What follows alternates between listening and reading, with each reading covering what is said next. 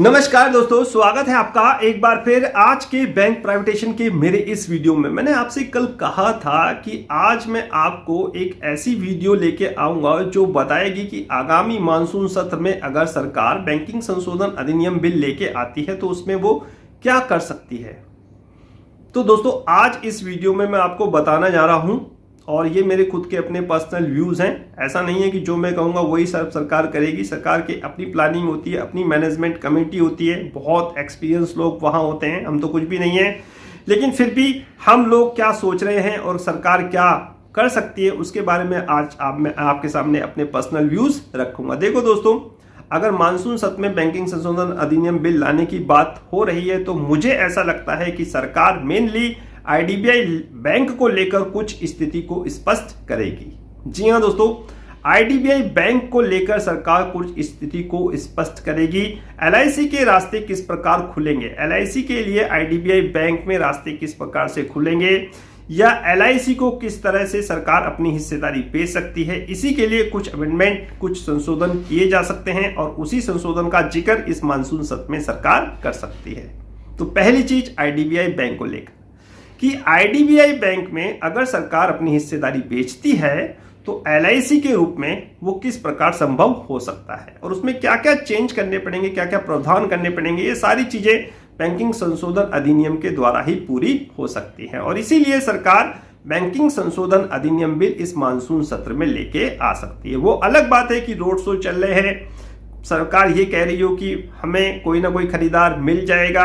हमने अमेरिका में भी रोड शो करा है, लेकिन कुल मिला के दोस्तों मैं जिस प्रकार से एलआईसी के चेयरमैन इनके साथ साथ हैं, जैसे रोड शो हो रहा है तो वहां पर भी एलआईसी के चेयरमैन हैं, उनके स्टेटमेंट आ रहे हैं लगातार, तो उस हिसाब से तो मुझे ऐसा लगता है कि आईडीबीआई बैंक के जो रास्ते खुल रहे हैं वो सिर्फ एलआईसी के द्वारा ही पूरे हो सकते हैं। यानी कि जो आईडीबीआई बैंक अगर निजीकरण की संभावनाएं सरकार तलाश रही है आईडीबीआई बैंक में और अपनी हिस्सेदारी बेचने की बात कर रही है तो वो एलआईसी उसका एक मेन पार्ट हो सकता है, यानी कि एलआईसी ही उसको बाय कर सकता है। यानी सरकार की हिस्सेदारी एलआईसी ही बाय कर सकता है और इसके लिए कुछ संशोधन अगर जरूरत पड़े तो वो सरकार इस मानसून सत्र में लेके आ सकती है। इसीलिए बैंकिंग संशोधन अधिनियम बिल मानसून सत्र में लाने की बात कही जा रही है। तो ये आईडीबीआई बैंक को लेकर हो गई बात। अब देखना होगा कि सरकार किस तरह का बैंकिंग संशोधन अधिनियम बिल लेके आती है। बाकी सारी चीजें तो जब बैंकिंग संशोधन अधिनियम बिल पटल पे रखा जाएगा,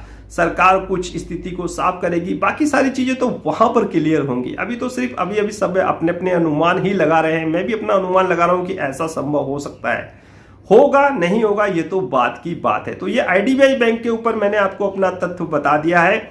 अगर बात मैं करता हूं सरकारी बैंकों को लेकर तो मुझे नहीं लगता कि सरकार कुछ इस बैंकिंग संशोधन अधिनियम बिल में छेड़छाड़ करेगी, यानी कि सरकार इस मानसून सत्र में सरकारी बैंकों के लिए बैंकिंग संशोधन अधिनियम बिल लेके आएगी। अगर सरकार कुछ करेगी, सरकारी बैंकों में अगर सरकार कुछ करेगी तो सिर्फ मर्जर में क्या क्या संभावना है, किस प्रकार मर्जर की कार्रवाई पूरी हो सकती है, उसके अनाउंसमेंट जरूर हो सकते हैं इस मानसून सत्र में।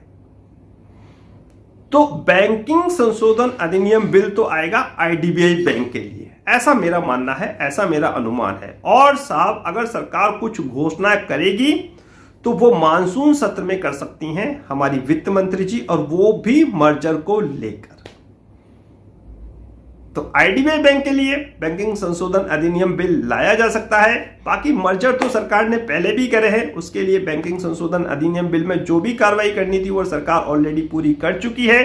मर्जर सरकार अगर करती है तो उसके लिए मेरे ख्याल से जो भी चीज सरकार ने करनी है वो पूरी हो चुकी है। अब रही बात कि दो सरकारी बैंकों को अगर सरकार निजीकरण करने की बात कह रही है तो अपनी बात पर कैसे वो अड़िग रहेगी। देखो दोस्तों, ये बात उन्होंने कह तो दी, लेकिन जब उन्होंने मर्जर की उपयोगिता को जाना समझा तो इससे वो सरकार धीरे धीरे पीछे कदम खींचने लगे। और आपके विरोध प्रदर्शन अभी आपने देखा ही होगा कि जब सरकार ने अग्निवीर योजना लागू करी थी तो किस प्रकार से विरोध हुआ था।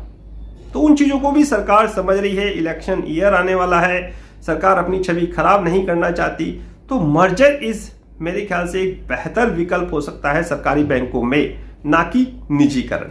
तो आईडीबीआई बैंक में कहानी दूसरी है और उसका रास्ता एलआईसी में जाके ही साहब खत्म होता है, यानी कि एलआईसी ही आईडीबीआई बैंक को टेक ओवर कर सकता है। सरकार की हिस्सेदारी आईडीबीआई बैंक में एलआईसी ही ले सकता है। रही बात सरकारी बैंकों की, तो उसमें मुझे मर्जर ही होता हुआ नजर आ रहा है और इसकी घोषणा मानसून सत्र में सरकार कर सकती है। तो यही चीज मुझे मेरे ख्याल से विकल्प, मैंने जब सारी चीजों को समझा पढ़ा तो मुझे सिर्फ इन दो विकल्प के अलावा और कोई तीसरा विकल्प नजर नहीं आता।